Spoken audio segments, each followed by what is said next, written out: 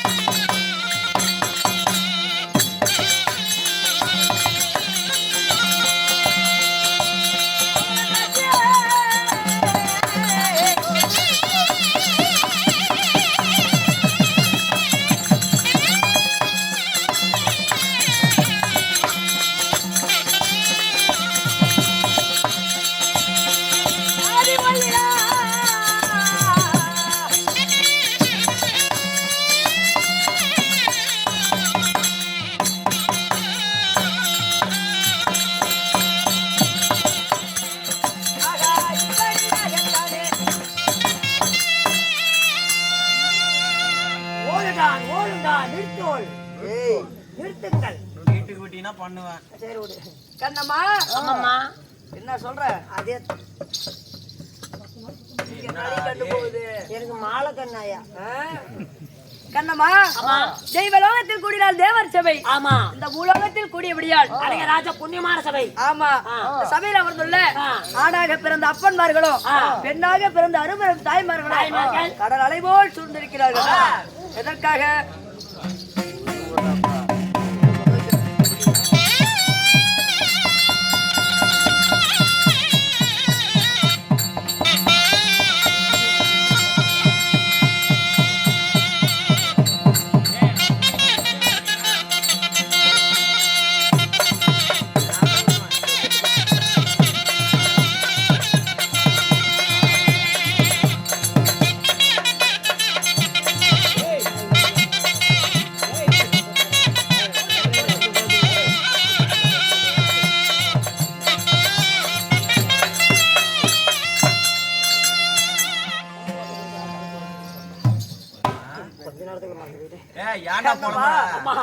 ஆணாக பிறந்த அப்பன்மார்களும் பெண்ணாக பிறந்த அருமரும் தாய்மார்களும் கடல் அலை போல் சொல்லியிருக்கிறார்கள். அவர்களுக்கு நம்மளது கலைக்குழுவின் சார்பாக நன்றி கலந்த வணக்கம்.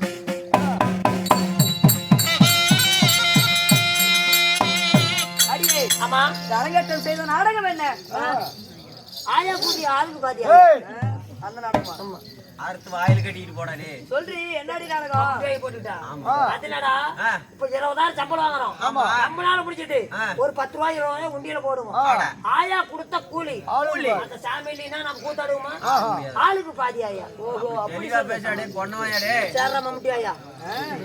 கண்ணம்மா கந்த புராணத்தில் ஒரு பகுதியாக விளங்கக்கூடிய கார்கோடக சூர சம்சாரம் இல்லை என்றால் வள்ளி ரணமோடி எழுப்பு இந்த நாடகத்தில் நான் யாருன்னு தெரியுமா வாழ பருவமுள்ள சோழ குயிலை போல மற்ற விழியலைக்கு உச்சமில்லாதபடி 1000 மின்னலை ஜோதிவிடு மின்னலை போல என்னுடைய பேர்தான் ஆதி மகாலட்சுமி.